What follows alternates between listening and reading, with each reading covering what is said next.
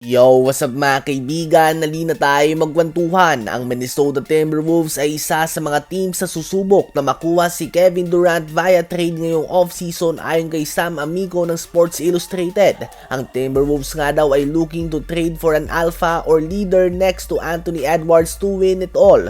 Well, si KD nga mga kaibigan ay hindi ang best alpha player o leader. He is certainly one of the best players ever, subalit hindi nga siya leader. Literal nagagawa siya ng 30 o 40 points, subalit hindi siya yung tipo na magsisimula ng pregame speech. Hindi siya yung magsisimula ng team building activities. Ang gusto na lang nga ay ang magbasketball at ang manalo. Makakatulong sa Timberwolves ang kanyang ISO scoring. Subalit kung alpha ang pag-uusapan ay medyo questionable nga ito. Si Anthony Edwards ay madalas nga nasabihin na si Kevin Durant ang kanyang idolo. Ganun pa man kung gusto nga ng Timberwolves sa makuha si KD ay kailangan nilang bitawan si Julius Randle, Naz Reid at Nickeil Alexander-Walker upang matiyak na may sapat silang espasyo para sa sahod nito.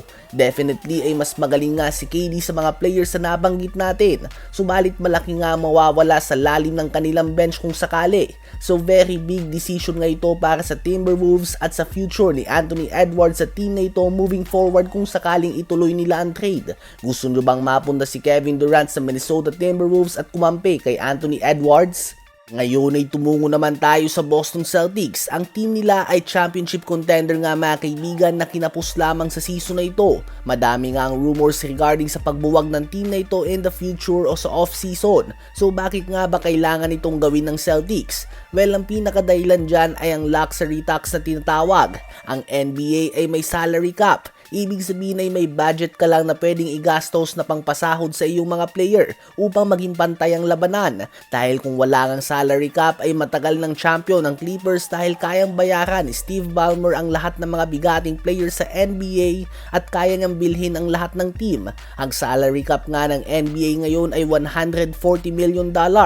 Kapag sumobra ka na dito ay magbabayad ka na ng luxury tax. Well, ang Celtics nga ay may $198 million na salary next season sa kanilang starting 5 pa lamang. Kaya naman kailangan nilang gumawa ng mga trade dahil kung hindi ay aabot ng $233 million ang kanilang sahod sa mga players at $280 million naman sa luxury tax. Mas malaki pa nga ang tax sila mga kaibigan kung sakali. So to maintain ang roster na meron sila ay kailangan nilang magbayad ng $513 million in total. At next year nga ay hindi sila expected na mag-champion with Tatum out, kaya naman hindi talaga handang sumagal dito ang bagong owners ng Celtics with or without Jason Tatum sa team. So hopefully ay naging maliwanag sa inyo ang sitwasyon mga kaibigan.